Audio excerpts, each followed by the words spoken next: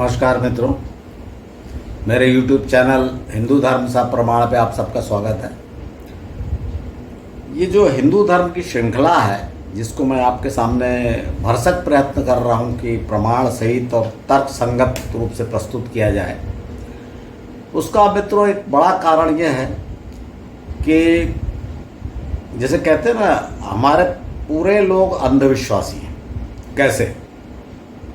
अंधविश्वास का अर्थ ये नहीं है कि हम उसको आंख बंद करके माने जो पुराण, ये तो है ही है, पर अंधविश्वास का दूसरा अर्थ ये भी है कि हम पुराणों की बात को नकार दें। हम मान लें कि ये माथालाजी, ये गप है, ये भी अंधविश्वास है। जैसे बोलते हैं ना कि ईश्वर का अस्तित्व तो अंधविश्वास है, वैसे ईश्वर का अस्तित्व नकारना भी अंधविश्वास है, क्योंकि कुछ बातें हमको नहीं पता है। इसी कारण से अनेक लोगों को लगता होगा कि मैं जो जैसे भगवान श्री कृष्ण, भगवान राम, इनको मैं भगवान बोल भी रहा हूँ और बता रहा हूँ इनकी मानव लीला जिनको कहा जाए कि कब रहे, कब इनका देहांत हुआ। तो देखिए, धर्म हिंदू धर्म के हिसाब से ही इस पृथ्वी पे जिसने जन्म लिया उसको जाना है। अब उसको घुमा घुमा के पुराणों में लिखा हुआ है कि भाई ये काल स्वयं आया, कि प्रभु चलिए, या ब्रह्मा जी आए स्वयं। आप जैसा चाहे लिख सकते हैं, क्योंकि आपको श्रद्धा है, आप उनको भगवान विष्णु का अवतार और ये सब मानते हैं। लेकिन मैं इसको नकार नहीं रहा हूँ। देखिए, मैं आपके सामने एक बात स्पष्ट कर देना चाहता हूँ कि मैं इसमें हिंदू धर्म का, भारत का, हिंदुओं का इतिहास खोज रहा हूँ। मैं ये नहीं कह रहा हूँ कि इसमें कोई चमत्कारिक चीज़ है कि नहीं, क्योंकि देखिए बहुत सारी बातें ऐसी होती हैं, और विशेषकर अगर आप दर्शन पे जाएंगे और जो आयुर्वेद पे जाएंगे, ये सब हिंदू धर्म के पार्ट हैं, ये सब बड़े वैज्ञानिक हैं। इसके अलावा बहुत सी कई बातें ऐसी थी, जैसे मैं आपको एक छोटा सा उदाहरण देता हूँ, परकाया प्रवेश। इसको आज तक कोई ये नहीं बता सका कि भाई ये गप। हाँ, ये बात सही है कि आजकल कोई इससे सिद्ध नहीं हुए जो इस तरह क्रिया कर सके, पर आदि शंकराचार्य के संबंध में उनकी जो जीवनी में लिखा हुआ है कि उन्होंने जब आखिरी जो उनका शास्त्रार्थ था विदुषी भारती से जो उज्जैन में, तो वहाँ पे उन्होंने जो उनका प्रश्न था वो नहीं दे सके, तो उन्होंने समय लिया और परकाया प्रवेश किया था। तो ऐसी बहुत सी बातें हैं, आत्मा, परमात्मा, इन पर मैं नहीं बोल रहा। मैं तो आपको इतिहास बता रहा हूँ कि कौन कहाँ हुआ, क्योंकि लोग इसको कल्पना मानते हैं सब। तो मैं ये मान रहा हूँ कि भाई ये सब थे वास्तव में यहाँ पे, इस धरती पे, ये जिनकी चर्चा है, और सिर्फ उनको चमत्कारिक रूप या बड़ा अजीब सा उनका जो विवेचन करना, ये नहीं बताता कि ये कल्पना है। तो मैं ये प्रयास कर रहा हूँ ढूंढने का। तो मित्रों, आज का जो विषय जो हमारा अभी चल रहा है रुद्रों का, कि हम रुद्र को खोजने का प्रयास कर रहे हैं कि भाई 11 रुद्र या अतिरिक्त भी कौन से रुद्र ऐसे थे जो कहाँ थे। लेकिन उसके पहले जैसा मैं थोड़ा सा कहना चाहता हूँ कि स्वास्थ्य बड़ी चीज़ है, और अगर आदमी स्वस्थ नहीं रहेगा तो धर्म क्या, धर्म क्या, ये सब बेकार ही है। तो आज मैं आपको बताना चाहता हूँ मोटापे के बारे में, क्योंकि आयुर्वेद में कहा गया है कि मोटापा सब बीमारियों की जड़ है। तो अब कैसे पता लगेगा कि कोई आदमी, कोई व्यक्ति मोटा है, मतलब उसके ऊपर जो मांस, जो है चर्बी, वो ज़्यादा है या कम है या पर्याप्त।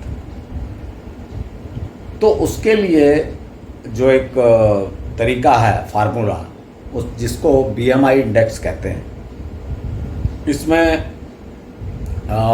ऊपर वेट इन केजी जो रेशो बनता है, वेट इन केजी, और डिवाइडेड बाई, मतलब इसको भाग दिया जाता है हाइट इन मीटर के स्क्वायर से।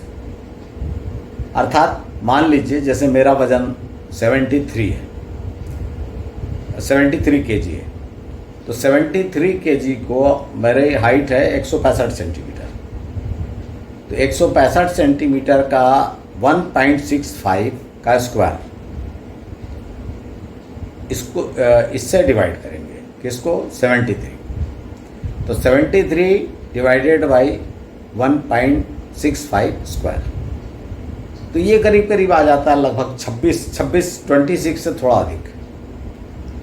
तो ये बताता, जो BMI इंडेक्स होता है, जो बॉडी मास इंडेक्स, BMI मतलब बॉडी मास इंडेक्स, तो ये होना चाहिए 18 से 25 के बीच में।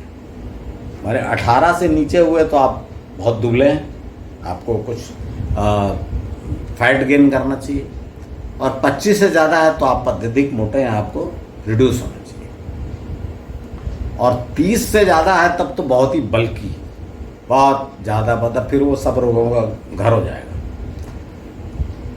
तो जो अधिकतर रोगी आप देखेंगे, हार्ट के हों, ब्लड इसके डायबिटीज़ के हों, वो सब ज़्यादा मोटे में आते हैं। तो मैंने आपको जो बताया कि बॉडी मास इंडेक्स ये है, पर इसको भी अभी आजकल डॉक्टरों ने थोड़ा नकार दिया है, क्योंकि ये जो है मसल मास जिसको बोलते हैं, जैसे अच्छे बॉडी बिल्डर होते हैं, उनका वेट ज़्यादा होता है, उनकी कमर पतली होती है, पेट में बहुत कम पेट का जो नाप होता है, लेकिन उनका मसल ज़्यादा होने से उनका बॉडी मास जो है ज़्यादा आता है, वेट ज़्यादा आता है। लेकिन मैं आपको छोटा सा फार्मूला बता रहा हूँ, बहुत सिंपल, क्योंकि देखिए अंदाज़ा लगाना है ये कि बॉडी मास इंडेक्स में भी क्या चीज़ है, वेट है और हाइट है।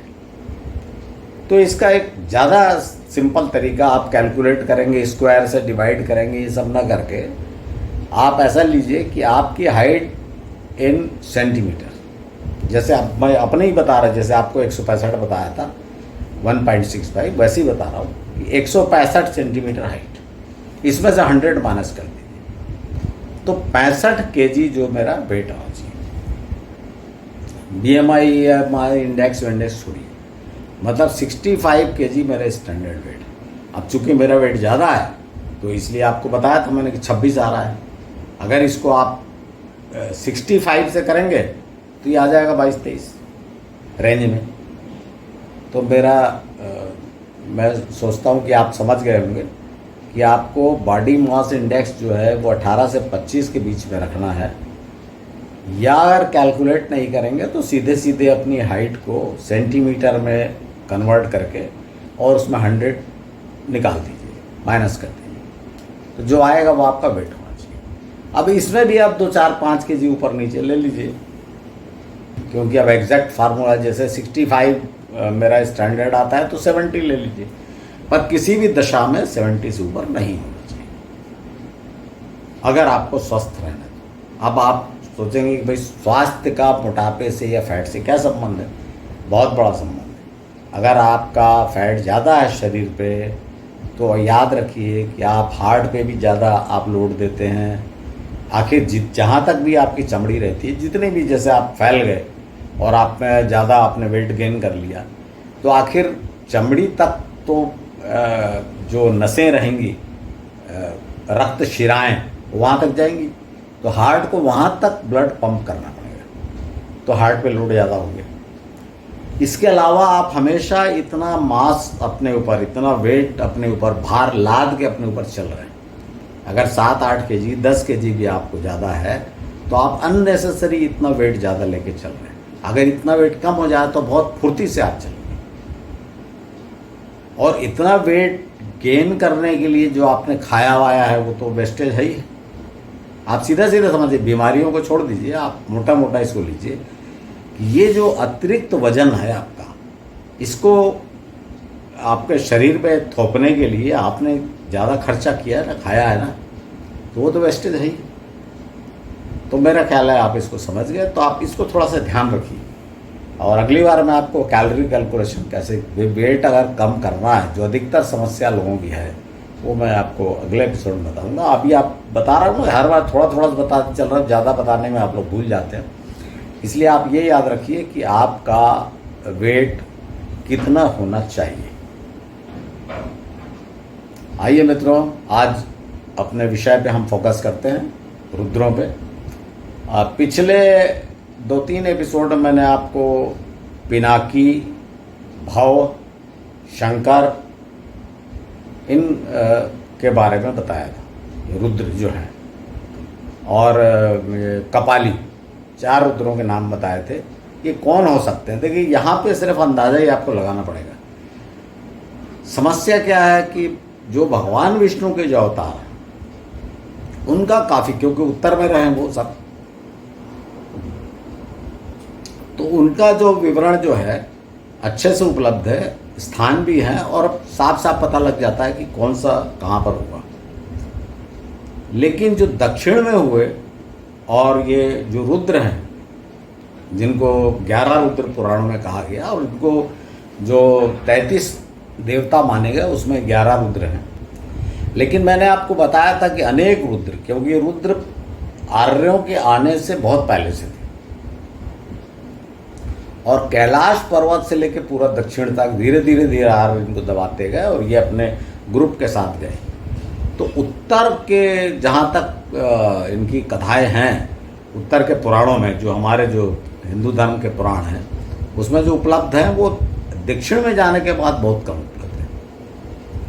कुछ तमिल साहित्य में हैं और कुछ जन्म गाथाएँ हैं, लोक गाथाएँ हैं, तो वहाँ से प्रयास करूँगा मैं आपको बताने का। पर मेरा कहने का अर्थ ये है कि इनको सिर्फ नाम से आप नहीं पहचान सकते, क्योंकि शिव पुराण में एक ही अगर कोई घट रही है, मान लीजिए त्रिपुरासुर का संहार या अंधकासुर का संहार, तो उसमें जो रुद्र हैं उनको ही अनेक नामों से पुकार लिया गया। उन्हें शिव भी कहा गया, शंभु भी कहा गया, शंकर भी कहा गया, भव भी कहा गया, अनेक नामों से उनको। तो ये पता नहीं लगता कि ये कौन से रुद्र हैं, क्योंकि नाम स्पष्ट नहीं है। और वैसे भी मैंने आपको बता दिया था कि जो पुराणों में भी जो 11 रुद्र भी हैं उनके भी नाम बहुत स्पष्ट नहीं है, अलग अलग पुराणों में अलग अलग दिए। और मैंने आपको शिव पुराण में क्या दिए गए वो मैंने आपको बताया था। फिर भी हम खोजने का प्रयास कर रहे हैं कि कहाँ पर कौन से रुद्र हुए, और ये पता लगा रहे हैं जगह से और उनके कार्य से कि कौन सा कार्य किया। तो आइए मित्रों, मैं आज आपको एक अन्य रुद्र पशुपति के विषय में बताता हूँ। देखिए, पशुपति नाम कहने से आपको नॉर्मली सबके दिमाग में आ जाता है भगवान शिव। पशुपति भगवान शिव क्यों कहा गया है? और मैंने देखा है शिव पुराण में बड़ा इसका अधगचरा सा उत्तर दिया गया। कई जगह जो मैंने ये बात मैं आपको बता चुका हूँ कई बार कि भाई घटनाएं होने के हजारों वर्षों बाद लिखा गया। और शिव पुराण तो भाई उनकी घटनाएं, तो चूंकि वो नागवंशी थे तो उनकी घटनाएं तो और पहले हुई, तो बहुत बाद में लिखा गया, तो बहुत ही अस्पष्ट है। पशुपति के बारे में इसमें ये लिखा हुआ है शिव पुराण में कि भगवान शिव ने कहा सब देवताओं को कि तुम लोग पशु बन जाओ, और उसमें विष्णु और ब्रह्मा इत्यादि सब थे। तो उन्होंने बड़े आश्चर्यचकित हो गए कि हम पशु क्यों बन जाएं। तो उन्होंने कहा नहीं, तुमको अपना कल्याण चाहिए तो पशु बन जाओ। तो सबके सब पशु बन गए और ये उनके स्वामी, इसलिए इन्हें पशुपति कहा गया। ऐसा एक्सप्लेनेशन शिव पुराण में। लेकिन मैं आपको बता रहा हूँ कि ऐसा ये जोड़ा, देखिए क्यों जोड़ा गया भाई, चीज बड़े कल्पनीय हो नहीं सकता, लेकिन फिर भी क्यों कहा गया?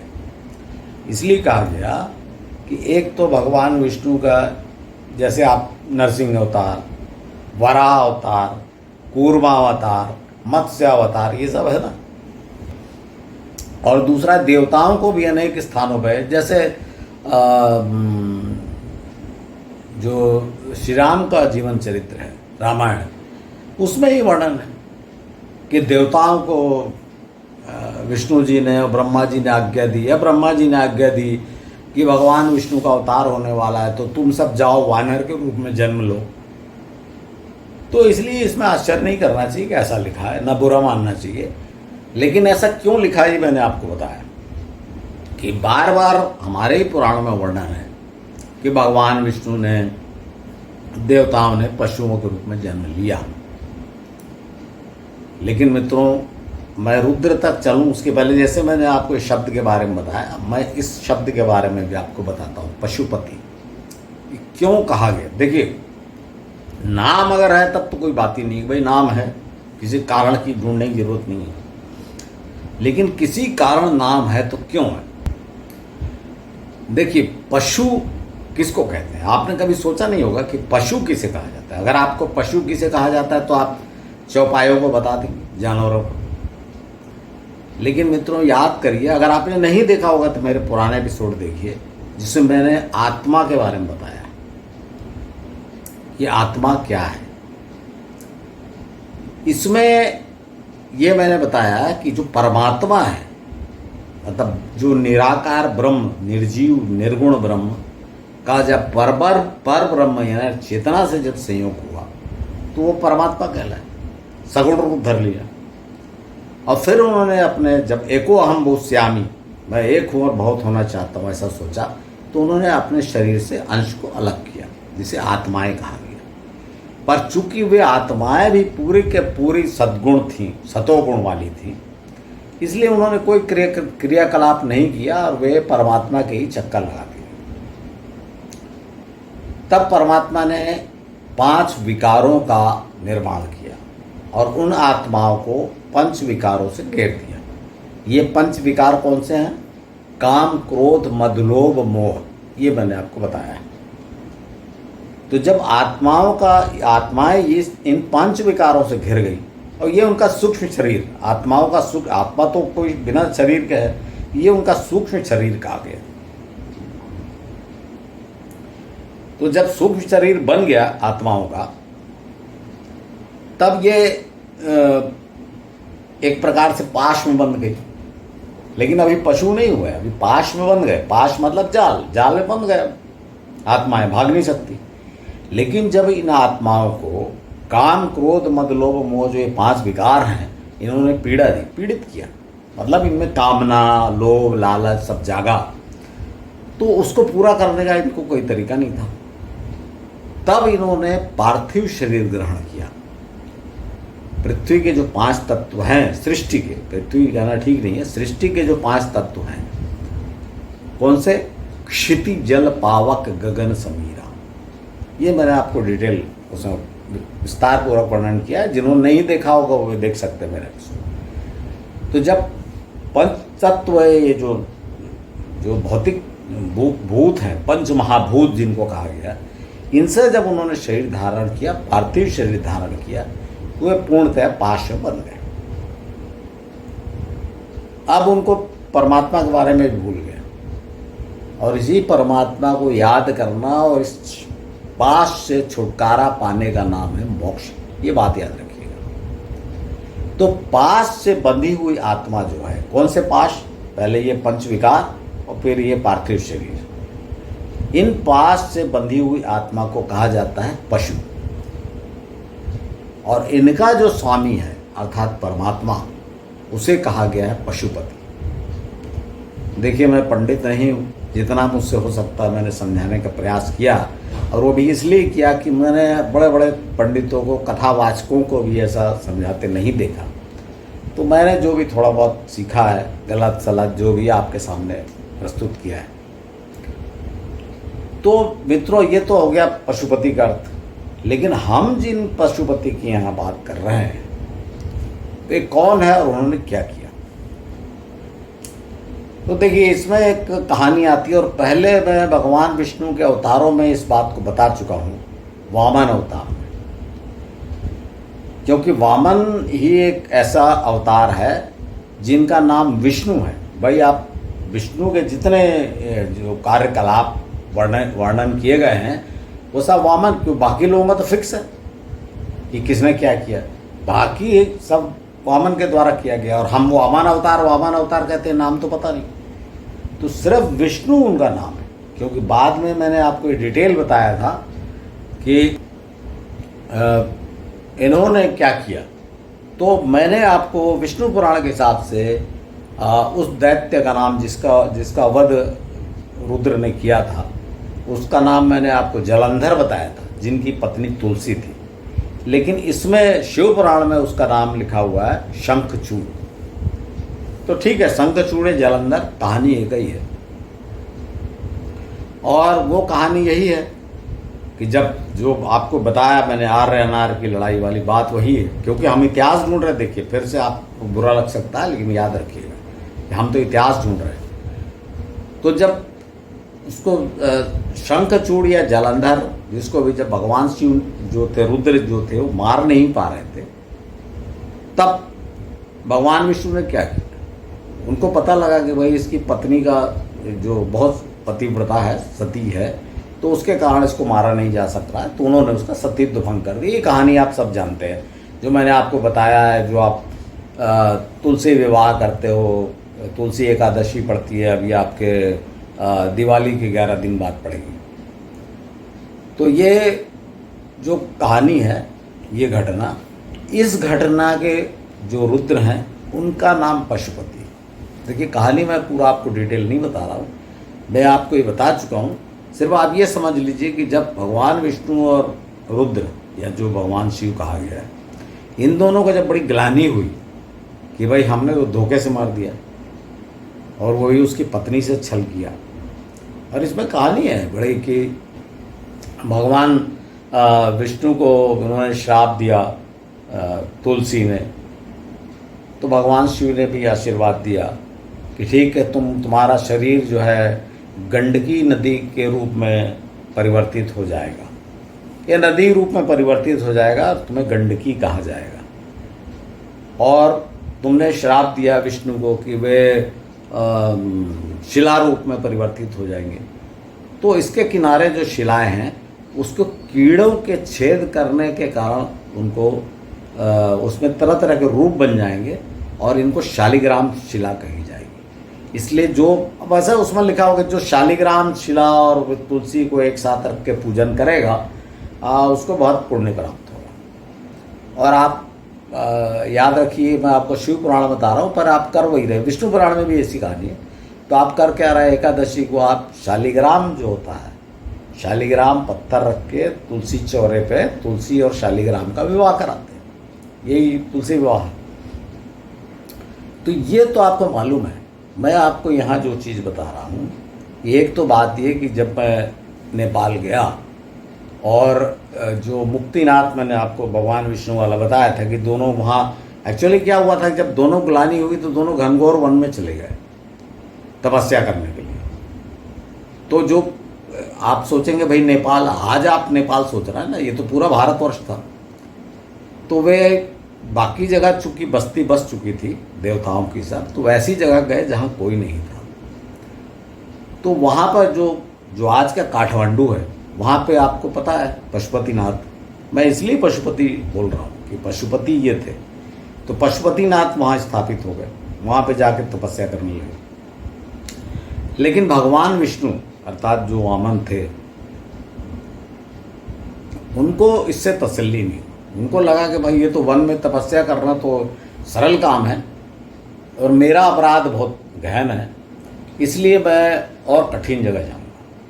तो मित्रों, मैंने आपको बताया था कि वे गए मुक्तिनाथ, बड़ा बर्फीला प्रदेश। वास्तव में जो तिब्बत लद्दाख, जो एक ही जो कहना चाहिए प्लेट्यू, जो पठार है, तिब्बत लद्दाख और ये नेपाल का मुक्तिनाथ, इसको मुस्टांग बोलते हैं, मुस्टांग जिला, ये सब एक ही है। जिले, बाउंड्री, सीमाएं तो सब हम लोगों ने बना दी। तो ये वो वाला पार्ट है, लद्दाख तिब्बत वाला पार्ट है एक्चुअली। तो यहाँ पे जाके उन्होंने, और इसलिए इस जगह का नाम है मुक्तिनाथ, यहाँ उन्होंने शरीर छोड़ा होगा।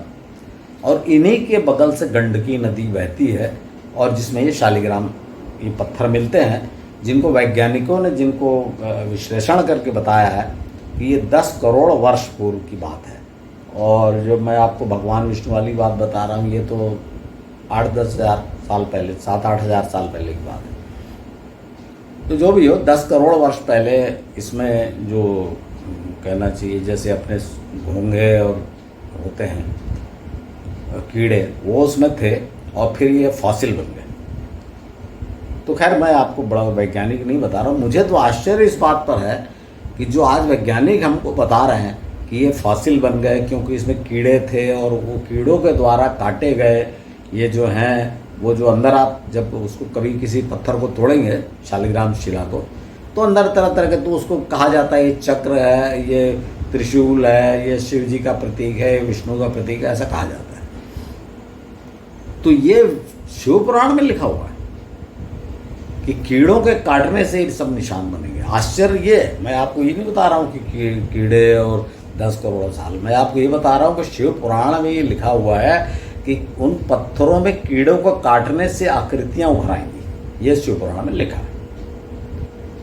तो इन बातों से ये अच्छा, जो मुक्तिनाथ हुई थी वो भी तो अगर नेपाल में आप जाएंगे तो ये तो एक दो जगह मैंने आपको बताया, इसके अलावा भी एक और है, बूढ़ा नीलकंठ कहा जाता है। वहाँ पे जो मूर्ति है पानी में हुई, वो मूर्ति को नाम क्या देखिए, बूढ़ा नीलकंठ। और जब उस मूर्ति को आप देखेंगे तो भगवान विष्णु की मूर्ति लगती है, लेकिन गले में सर्प है, नाग है, अर्थात विष्णु और शिव दोनों का प्रतीक, जिसको हरिहर कहा जाता है, हरिहर का प्रतीक है। तो इससे ये मतलब आप अंदाजा लगा सकते हैं कि तुलसी के पति को, वृंदा जो नाम था, वृंदा के पति को, चाहे उसका नाम जालंधर हो या शंखचूड़ हो, जिन्होंने मारा था, उन रुद्र का नाम पशुपति था। अब वो आप पशुपतिनाथ में जाएंगे तो वो अलग बताएंगे कि बहुत से पशु आए, उनके बीच में वो स्वामी बन के चरने लगे, इस टाइप की बातें। तो वो तो बात की कहानी है, इसी कारण तो मैथोलॉजी कह दिया गया ना। मैंने आपको जो बताया देखिए सटीक, तो ये इसको आप देखिए पशुपति किनको कहा गया। तो मित्रों, पशुपति का अर्थ मैंने आपको बताया कि पशुपति किन, क्योंकि देखिए सबसे बड़ी बात इसमें जो मानने की बात है, जो शिव पुराण और विष्णु पुराण सब जगह तो गड्ढमड है, एक ही जहाँ शिव का वर्णन है, अनेक नाम दिए गए, लेकिन आप ये देखिए कि पशुपतिनाथ और नहीं कहीं, इससे कंफर्म होता है ना कि भाई ये एक। और इन पशुपतिनाथ क्या संबंध बताए, देखिए पशुपतिनाथ का संबंध आप जोड़ नहीं सकते वृंदा से और उससे, लेकिन भगवान विष्णु का संबंध जोड़ सकते हैं मुक्तिनाथ से, क्योंकि गंडकी नदी बह रही है और शालिग्राम शिला, और आप तुलसी विवाह कराते हो शालिग्राम शिला से, तो उससे तो पता चलता है ना कि मुक्तिनाथ में विष्णु के जिन अवतार को मुक्ति मिली वो वही थे जिन्होंने तुलसी से छल किया था वृंदा से। और फिर वहाँ पे पशुपतिनाथ एक ही रुद्र है। तो इससे ये पता चलता है कि पशुपतिनाथ ही वो रुद्र थे जिनका ये घटना जिनसे संबंधित है। मैं आपको सिर्फ इतना बताना चाह रहा हूँ। तो मित्रों, आशा है आज आपको ये एपिसोड पसंद आया होगा, और मैं कुछ और एक दो एपिसोड में ऐसा प्रयास करूँगा कि और रुद्रों के नाम आपके सामने, और बड़े मनोरंजक, जब मैं आपको बताने के लिए, देखिए मुझे काफ़ी मालूम है, काफ़ी घूमा हूँ, लेकिन जब आपको बताने के लिए मैं और बार बार पुराण पढ़ता हूँ तो कुछ न कुछ नई चीज़ सामने निकल के आती है जो मुझको भी नहीं मालूम रहती। और चूँकि जैसे कहते हैं कि मालूम नहीं होने की बात नहीं है, जो अचानक जिसको ज्ञान हो जाना कि अरे ये तो ऐसा हुआ, वो भी सब बार बार सोचने और बार बार पढ़ने से ही होता है। तो मित्रों, मेरी आपसे अनुरोध है आपसे, जैसा हर बार होता है, कि अगर आपको एपिसोड पसंद आया होगा तो आप इसको ज़्यादा से ज़्यादा शेयर करें, जिससे ज़्यादा से ज़्यादा लोग वास्तविक हिंदू धर्म को, हमारे देश के और हमारे हिंदुओं के वास्तविक इतिहास को जानें। धन्यवाद।